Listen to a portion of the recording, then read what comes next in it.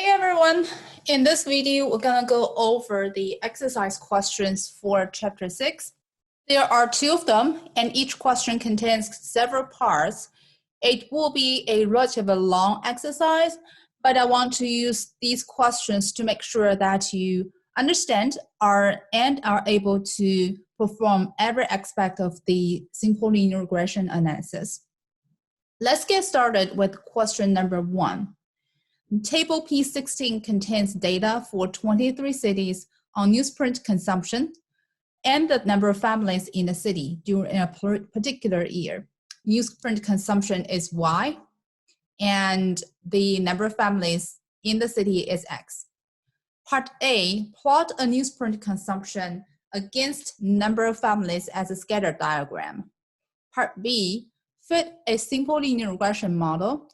Part C, test for significance of the slope coefficient at the 0.05 significance level. Part D, find the coefficient of determination R squared, interpreted. Part E is a simple linear regression model appropriate for the data in the table. Be sure your answer includes analysis of the residues. Part F, consider a log transformation of newsprint consumption and a simple linear regression model relating newsprint consumption to families. Fit this model. Part G, examine the residues from the regression in part F. Which model, the one in part B or the one in part F, is better? Justify your answer. Part H, using the fitted function in part F, focus the amount of newsprint consumed in a year if a city has 10,000 families. Part I, can you think of other variables that are likely to influence the amount of newsprint consumed in a year? So basically, in the first question, you are asked to fit a simple linear regression model to the newsprint consumption and the number of families in the city. Then you are asked to do some transformation because most likely a simple linear regression model may not be appropriate for the original data. Now this time, the log transformation, which is required, is applied to the variable y. And that happens sometimes. We can apply the transformation to x. We can also do that to y. In this case, we're doing that to y. Then we're asked to estimate the new model using the new variable and see which model gives better results. And finally, we are looking at the forecast as well as other factors that may affect the y. All right, so let's move to Minitab and start our analysis there. So here we are. I've already copied and pasted the data. We have city in the first column, consumption in the second column, and the number of families in the third column. In particular, the consumption is Y and families is X. So part A says we want to obtain a scatter plot of the 2 variables. We're gonna head over to graph and do scatter plot. Click OK. Now the Y variable is consumption and the X variable is families. Then just click on OK. And there we go. We've got the scatter plot of these 2 variables. I do see roughly there is a upward trend. That is, as the number of families increases, the amount of consumption increases as well. So basically, if you're gonna answer part A, you would just say the following is the plot for the 2 variables and copy and paste the graph we obtained from Minitab. For part B, we want to fit a simple linear regression model. So what you want to do is to go to stat, regression, regression again, fit regression model. Then the response variable is consumption, and continuous predictors will be families. We want to also obtain the residues, since in part E, we will need to conduct analysis of the residues. So let's do graphs and choose 4-in-1 to have the residual analysis. So click OK, OK again. And there we go, that's our regression results. in terms of answering this part, I would suggest that you at least copy the regression equation. Usually, I would suggest copy all the first 3 tables out there as the output for this regression analysis to answer part B. So for part C, we want to test for the significance of the slope coefficient. And I would start with the hypothesis. And they are H0 and H1. We are testing on beta. I can't type beta within this platform, but you could find it within Microsoft Word within symbol. So if you click on symbol, you will find beta. I'm gonna have to draw later on. I'll say beta equal to 0 versus beta different from 0, but I can't find that not equal to sign either. You will also find that within symbol when you use Microsoft Word. So I'm gonna manually draw beta right there and manually draw beta not equal to.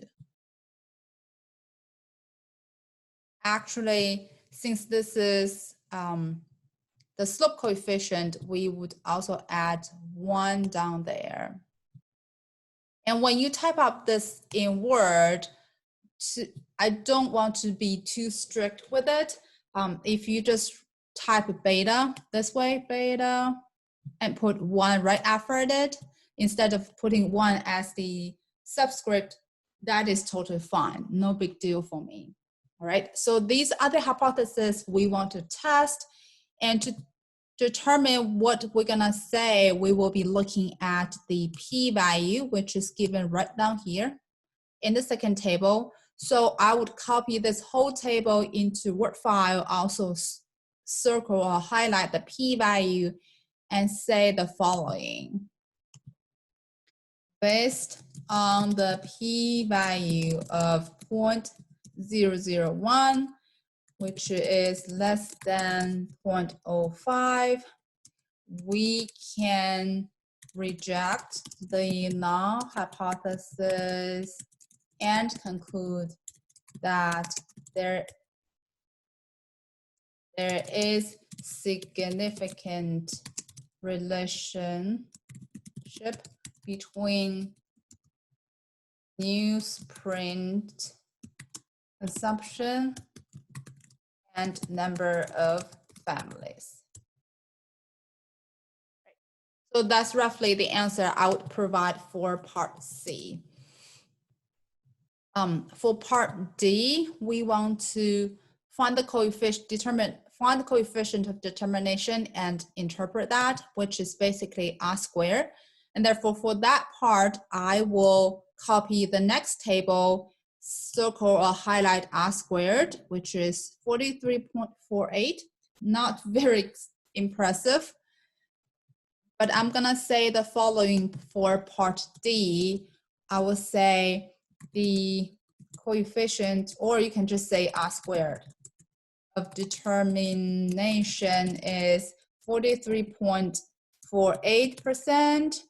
That means about 43% of the variation can be explained by the model or the X variable.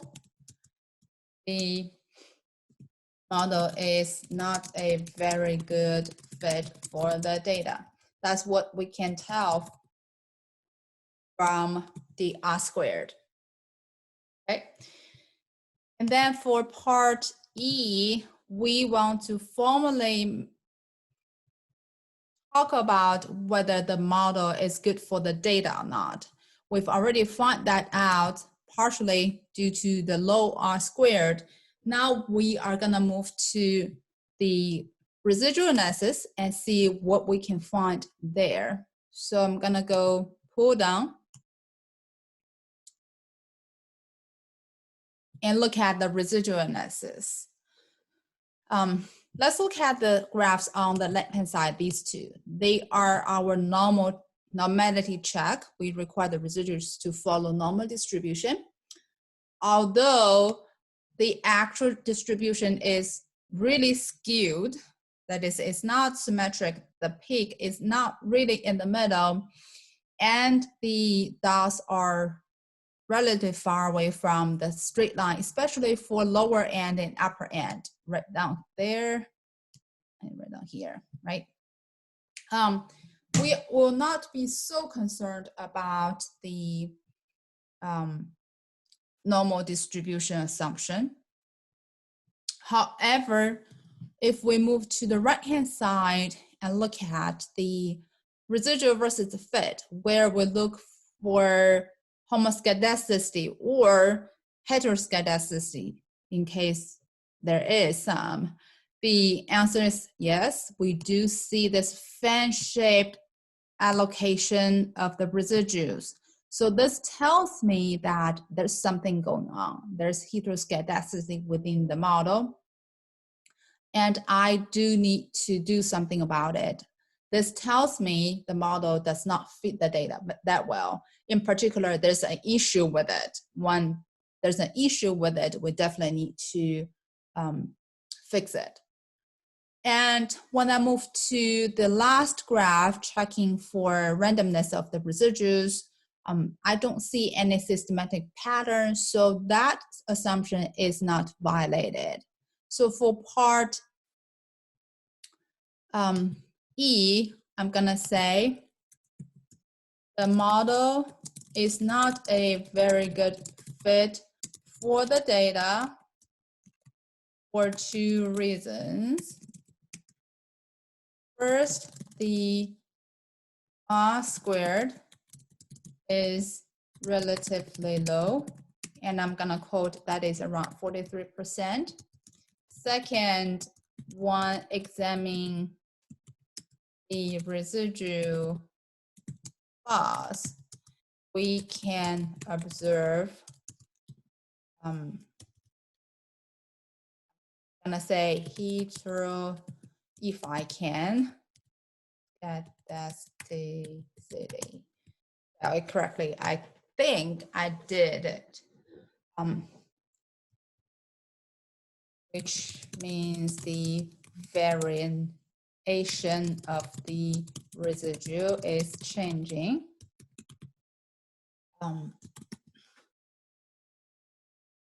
And that is an issue needs to be fixed. Right. So that's part E. And part F, we want to do the transformation. Actually, based on part E, we will need to fix the problem. And the solution, actually, I want to give you a heads up. The solution turns out to be what is discussed in part F. We want to transform the Y variable. Let's see what will happen if we do that.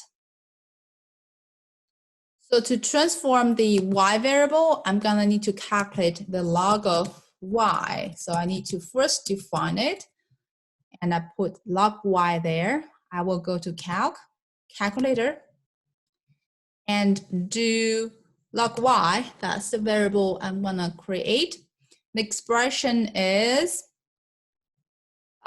so I need to first find the log first, and I'm gonna transform the consumption here, 961 for 69.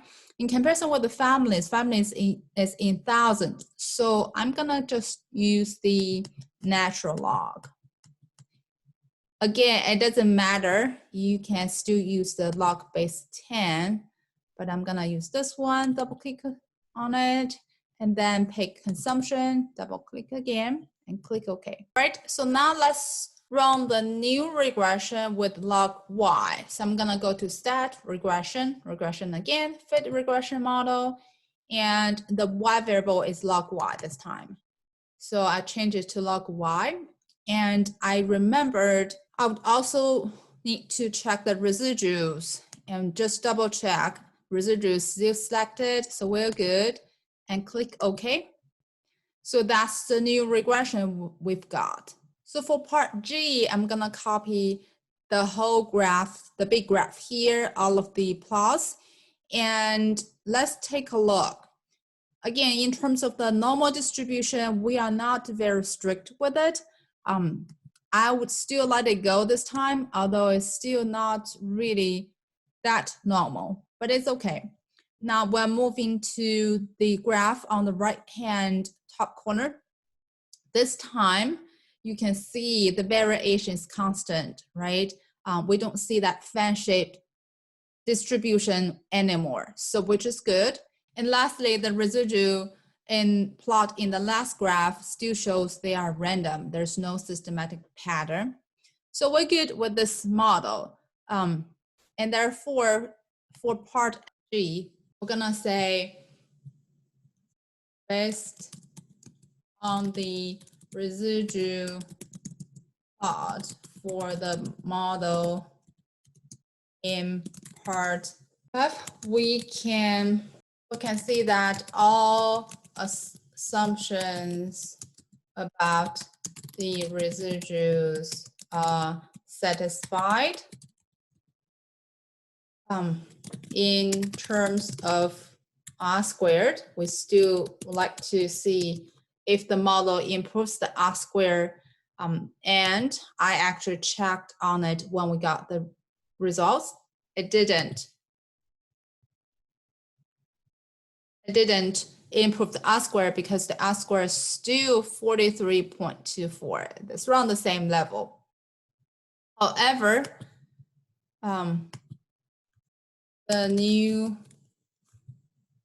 in terms of R squared, the new model does not improve.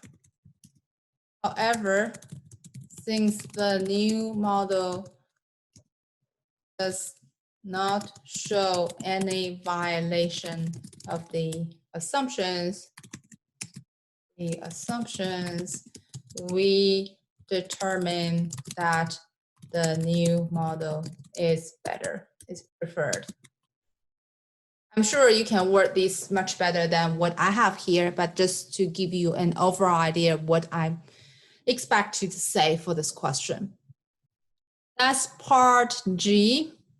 And then H says, use the function in part F, forecast the amount of newspaper consumed in the year if a city has 10,000 families. So that's forecast. We will go to that, regression again, and then do predict. We're gonna use the very last model to do that. The response variable is still log y. The number of family will be 10,000. So we type it in and click on OK. There we go. So if I'm gonna answer this question, I will copy, especially this table, into Word and add the following. So I'll say if the number of families is 10,000, this is part H. The predicted amount of newsprint consumed is, and I can't answer that directly based on the Minitab output because we took the log transformation of y. So the predict consumption turns to be, let's see, 7.399, and that doesn't make sense, right? You can't say, especially in the original data, you can see very well they are in hundreds. You can't say the predicted consumption is 7 point something. We need to do the conversion. And I know this is actual requirement for you. That's why I put it in the exercise. I do not intend to put this in a test to ask you to deal with log, but just to let you know how I will get the original value for the consumption, we will do the following. We will need to take the anti-log. Since we use the natural log, the base is E, which is 2.71. So this is 2.7118. So I'm gonna rounded to 2.72. And the anti-log basically means I'm gonna use the E as the base and raise 7.04 as the power. So I will need to draw right here and to the power of 7.04. If I take that analog, the answer is 1,141. Okay, so that's the actual consumption is 1,141, which makes more sense. Of course, we also have the confidence interval and prediction interval. They are also in the log level. We can convert these two as well. I do not intend to do that, but if you're interested, you can definitely convert these two. I'm gonna just provide the answer for the prediction interval after we take anti-log. They are e to the power of 6 to e to the power of 8. And they are equal to 403 to 2980. That's the range. And I need to, again, manually say, this is e to the power of 6, and that's e to the power of 8. E is equal to 2.72 out there. All right, that's part H. And lastly, for part I, that's just something for you to think. What are other variables that are likely to affect the newsprint consumption? So basically, you're asking, what are other factors that can affect people's intent to read newspapers, right? Factors that I can think of would be education, for example, and also maybe the number of papers published in the city, or retail sales, because if you think about newspaper advertising, retail sales will be their customers, and that will also affect the amount of newspaper consumption. All right, so I'm gonna say for part I, other factors can include the number of papers published, education, retail sales, etc. Okay, so that's question number 1. Let's move to question number 2. So question 2 says the executive director, Marv Harnischberger, concluded that the most important variable that consumer credit counseling needed to focus was the number of new clients that would be seen for the rest of 1993. Dorothy, the analyst, wondered if regression analysis could be used to develop a good forecasting model. She asked Marv if he could think of any potential predictor variables. Marv felt that the number of people on food stamp might be related to the number of new clients seen. Dorothy could find data for the number of people on food stamps only from January 1989 to December 1992. Marv was also acquainted with the business activity index computed for the county by the local economic development council. The business activity index was an indicator of the relative changes in overall business conditions for the region. There are several parts. Part A determines whether there's a significant relationship between the number of new clients seen and the number of people on food stamps and or the business activity index.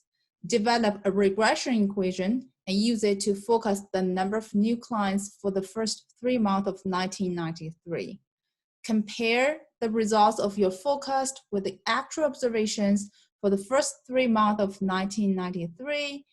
Would the business activity index be a good predictor of the number of new clients? And finally, assume that you developed a good regression equation. Would you be able to use this equation to forecast for the rest of 1993? explain your answer. Basically, we are given a Y variable, which is the number of new clients, and we are given two potential X variables, the number of people on food stamp and the business activity index. And we want to find out if either of these two variables are good indicators for the number of new clients. Then we want to get the best equation, regression equation, either it is number of people on food stamp or the business activity index, and use that equation to do the forecast for the first 3 months of 1993. Then we want to compare our forecast with the actual data to see whether it's a good forecast or not. Then the next question asks us whether business activity index could be a good predictor, and also whether you can use the regression equation to do real forecast for the rest of the year. So let's move to Minitab and start our analysis there. So here we go. First column is year, second column is month. So we have monthly data. Third column, number of new clients, that's Y, and business index, that's X. Number of people on food stamp is also X. Notice that for the first columns, we have data all throughout, but for the third column, we have missing values. You see missing there until January 1989, which means when we have to use the third column, we're gonna have to start our analysis from January 1989. All right, so part A asks us to try both X variables and see if there's a significant relationship between Y and each of these two variables. So I'm gonna go to stat, regression, regression again, fit regression model. The response variable is new clients, and the continuous predictor, I can only see business index. So I'm gonna use that one right now. Then I will click OK, and here's the model. So let's examine the results briefly, then we're gonna answer that part of the question specifically. The equation is given here. New clients is equal to negative 198 plus 2.9 business index. For the coefficient, p-values are both 0, which is good. R squared is 56.51. Not so impressed, but is okay. And that's the first one. Now for the number of people on food stamp, notice that when I click on regression within this panel, I don't see that variable listed, right? So that means we can't run regression using a column with missing values. So we need to replace these words missing with the asterisk like these. So the way to do that is to highlight the column, right click, and we're gonna do format column. Notice that right now this column is formatted as text, but we want it to be numeric. So double click on automatic numeric and click OK. There we go. So you will see now this time in this column, the missing variables, the missing values are replaced by the asterisk, and the number stays the same. We will notice that also the values are missing for 1993. Now we can run the regression using this variable. So we're gonna go to stat, regression, regression again, and fit regression model. This time, we do see number of people listed here. So double click on it. That's our new X variable. And then I'm gonna click on OK to see how it goes. And notice at the top, it says rows unused, 51 of them. And this is special for our data here, really because we have so many missing values. Actually, for the number of people on food stamp, if we pull down, we have 48 of them missing on the top. So that's 48 plus at the bottom, we have 3 of them missing. So the total is 51. And here's the regression line. New client is equal to 32.7 plus 0.003 times number of people on foot stamp. The p-value for x is 0.02. It is significant. Now moving to R squared, this time R squared is 18.60.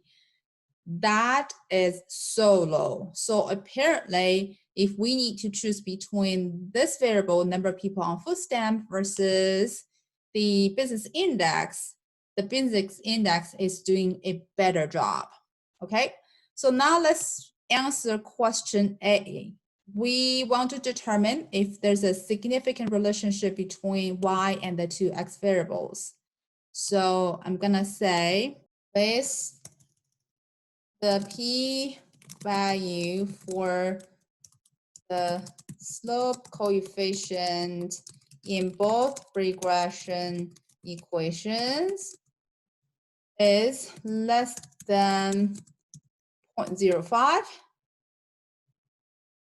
So for both business index and the number of people on foot stamp, the relationship with number of new clients is significant. However, the R squared for the business index is much higher than that of the number of people on foot stamp. That's a typo there. Therefore, the model using business index is better. The question didn't really ask us which model is better, but I added the comments here. If you don't do it in part A, you will still do it in part B, because in part B, it asks you to find a better model and do the forecast for 1993. So we've already determined in part A that the model using business index is a better one. So that's the model we're gonna use for part B. To do the forecast, we can go to stat, regression again, and do predict. Then we're gonna enter, oops, notice that I made a mistake because our last model is using the number of people on foot stamps. So that is not the one I want to use. I have to cancel. And apparently I need to rerun the model. So I'm gonna go to stat, regression again, fit regression model. And this time I need to replace X with business index. Now, let me show you something really quick. Instead of doing the predict after I estimate model, I can actually obtain the predicted value within this window. What I need to do is to go to storage, and I want to do fits. This fits means I'm just using the estimate equation I will get and plug in each value of the X, then calculate the predicted Y. So let me click OK and run the model. The result is the same as before, but this time that's the regression model we want to use. In addition, in column C6, what you see there are values, right? And these are actually the Y hat, meaning that I'm using this regression equation, for example, and replace business index with 101, then the estimated Y, the number of new clients, turns to be 98.295. And this is why when you see business index are both 101, the fits are the same. So this is the forecast. Now, if you pull all the way down, these numbers are the forecast for the first 3 months in 1993. So for part B, we did that. And it seems like these values are not very close to the original data, the actual data, especially for the first 2 months, we are overestimating. For the last month, we are underestimating. That's one way to get the forecast within the data. So the other way to do that is to go to stat, regression again, and do the predicts. Since the previous model is the one we want, so I can enter the X values to be 125. That's for January and February of 1993. And the other value I want to enter is 130. That's for March of 1993. Then I click on OK. And there we go, right? See, it's 168.855. It's the same number we see within this column. And for business index of 130, the forecast is 183.55, right? So these values are the same as those ones we obtained in the other way. So either way works. To answer question part B, I would do either one. And then if you are doing the prediction the second way, you want to at least copy this table and that table into Word and say, here are the forecast for the first 3 months of 1993. Or if you got the fifth there, you will need to say, so the following are the forecast for the first 3 months of 1993, then type down these 3 values. Now let's move to part C. We want to compare our forecast with the actual observation for the first 3 months of 1993. I just did that. And so for part C, I'm gonna say, in comparison with the actual data, the forecast for January and February overestimate the number of new clients, while for March, the forecasts underestimate the number of new clients. That's probably what I would say for part C.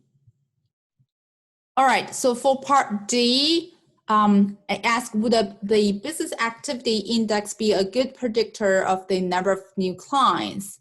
So based on the model, we will say we could use business index to do the forecast, and it will be doing overall an okay job. However, one thing we need to point out is now if we want to do the forecasting, then we do need to know business ahead of time, right? So for example, if we want to forecast for the rest of 1993, then we first need to know the business index for the rest of the year. Then we can plug into the equation and do the forecast.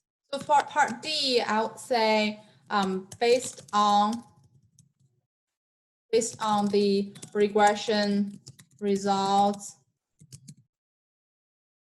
including the R-squared, using business index and help us focus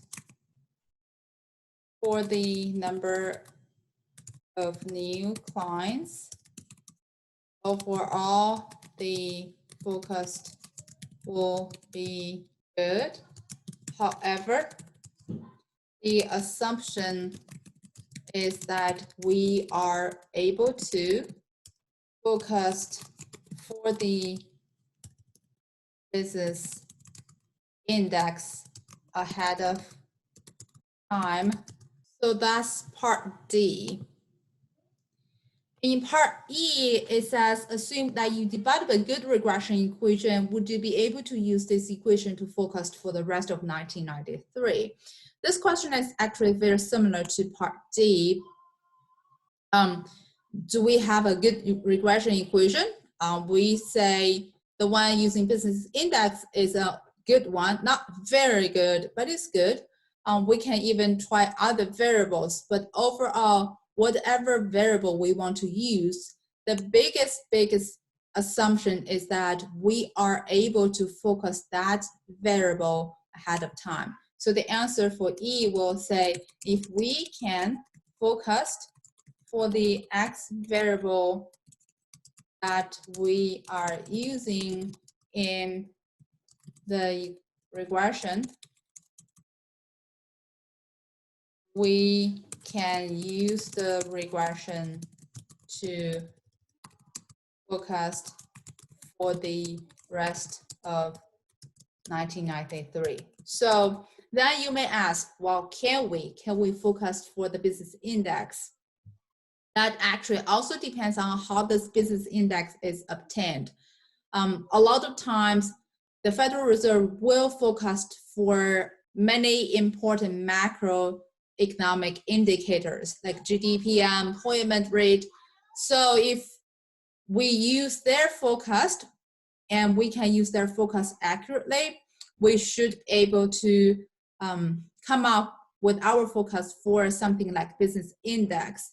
Then in turn, we can forecast for the number of new clients as shown in this example. So it's really all depends on whether we can forecast for X ahead of time, then we can use that X to predict for the Y. All right, so that's all I have for this exercise. Let me know if you have any questions.